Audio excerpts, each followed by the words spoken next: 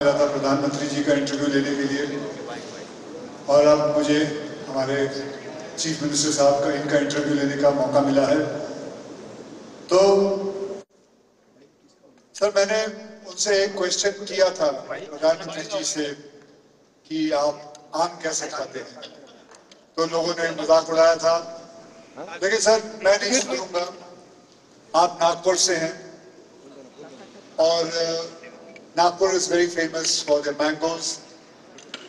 तो सर, मैं आपसे ये पूछना चाहता हूँ, आपको मैंगो नॉट मैंगोज ऑरेंजेस, तो आपको सर ऑरेंजेस अच्छे लगते हैं? बिल्कुल अच्छे लगते हैं, बहुत अच्छे। सर, आप उसे वो कैसे खाते हो? छील के खाते हो या उसको जूसर में डाल के जूस पीते हो? मैं आपको एक नई पद्धति बताता हूँ। ये जो ऑरेंज होता है ना, उसको पील किए बिना यू जस्ट कट इट, और उसको कट करके दो भागों में आप कर दीजिए। उसके ऊपर थोड़ा नमक डालिए। मतलब उसको पील करके? हाँ हाँ हाँ हाँ हाँ, जस्ट काट दीजिए। ओके। जैसा कि वैसा उसका वो कवर सब रहने दीजिए, डोंट पील इट। उस पर थोड़ा नमक डालिए और फिर जैसे आम खाते हैं वैसे उसको खाइए, कवर मत खाइए। उसका जो उसके ऊपर थोड़ा नमक डालिए। मतलब उसको पील करके? हाँ ना ना ना ना ना, जस्ट काट दीजिए। ओके। जैसा कि वैसा उसका वो कवर सब रहने दीजिए, डोंट पील इट। उस पर थोड़ा नमक डालिए और फिर जैसे आम खाते हैं वैसे उसको खाइए, कवर मत खाइए।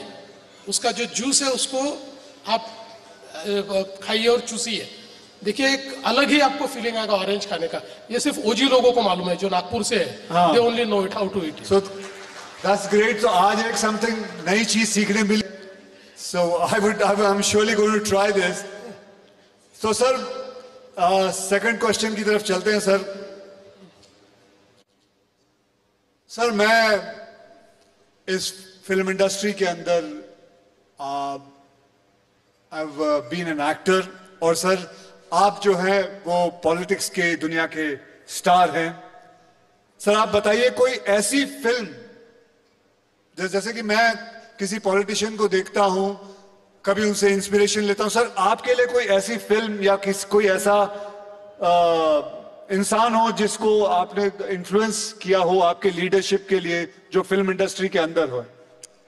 देखिए, पहली बात तो यह है कि फिल्म्स जो हमको इन्फ्लुएंस करती है वो not as a leader, but it influences हमारी जो संवेदनाएं होती है, जो एक ह्यूमन फीलिंग होता है हमारा, उसको फिल्म्स जो है वो एक प्रकार से प्रभावित करती है।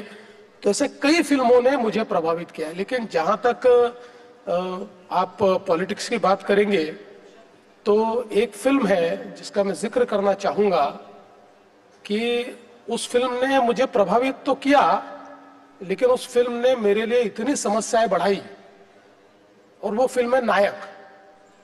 हाँ, नायक फिल्म में अनिल कपूर जी एक दिन के चीफ मिनिस्टर बनके दिन भर में इतने काम कर देते हैं, तो मैं कहीं पर भी जाता हूं तो लोग मुझे कहते हैं नायक जैसा काम करो।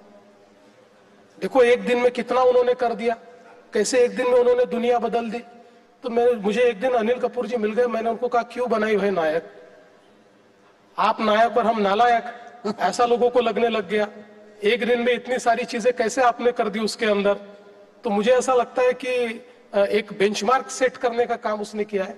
बट अदरवाइज मुझे ऐसा लगता है कि फिल्मों ने एज ए ह्यूमन मेरी फीलिंग्स को शेप करने के लिए, मेरी इमोशंस को शेप करने के लिए, और हमेशा, चूंकि कोई भी फील्ड ऐसा होता है कि जिस फील्ड में आप बार बार अगर कोई काम करते रहते हो तो कई बार आपकी इमोशंस जो है वो थोड़ी डीम होती है जी। थोड़ा आप यूज्ड टू हो जाते हैं। तो उन इमोशंस को जिंदा रखने का काम ये फिल्मों ने किया है, और मैं ऐसा मानता हूं कि फिल्म देखने के बाद मैं वही एक नॉर्मल आदमी बन जाता हूं जो मैं सालों से हूं। सर, आपने जैसे बताया कि नायक फिल्म के अंदर अनिल कपूर जी एक दिन के लिए चीफ मिनिस्टर बन जाते हैं। सर, अगर आपको मैं पूछूं कि एक दिन के लिए आप फिल्म के एक डायरेक्टर बन जाएं और फिल्म का नाम हो महाराष्ट्र, तो पहला सीन आप क्या पिक्चराइज करेंगे? मुझे ऐसा लगता है कि अगर महाराष्ट्र पे फिल्म बनती है तो पहला सीन होगा जिसमें छत्रपति शिवाजी महाराज ये राज्याभिषेक के लिए बैठे होंगे, और इतने सालों की गुलामी के बाद फिर एक बार स्वराज्य का निर्माण, यही उसका पहला सीन होगा।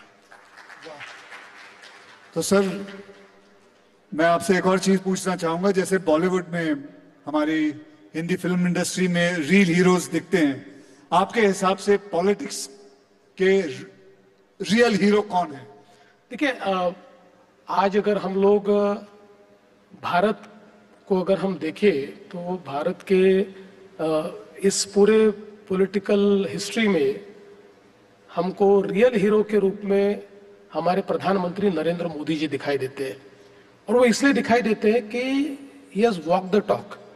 जो चीजें हम लोग कहते थे, भारत से गरीबी हटाओ का नारा ये लगातार लगता रहा, लेकिन 10 साल में 25 करोड़ लोगों को गरीबी से बाहर निकालने का काम ये मोदी जी ने करके दिखाया। हम लोग फ्रेजाइल 5 इकोनॉमी से फर्स्ट 5 इकोनॉमी में आए। अब हम दुनिया की चौथी सबसे बड़ी अर्थव्यवस्था बन गए, जल्दी ही तीसरी सबसे बड़ी अर्थव्यवस्था बन रहे। आज चाहे वो टेक्नोलॉजी का क्षेत्र हो, चाहे वो डिफेंस मैन्युफैक्चरिंग का क्षेत्र हो, चाहे वो एवीजीसी का क्षेत्र हो, हर क्षेत्र में भारत वर्ल्ड से कॉम्पीट कर रहा है। तो मुझे ऐसा लगता है कि हमेशा हम लोग जब छोटे थे तब से हम कितने महान थे इसकी कहानियां सुनते आए, लेकिन हम महान कब बनेंगे ये हमको कोई बताता नहीं था। Now we know that we are on the path.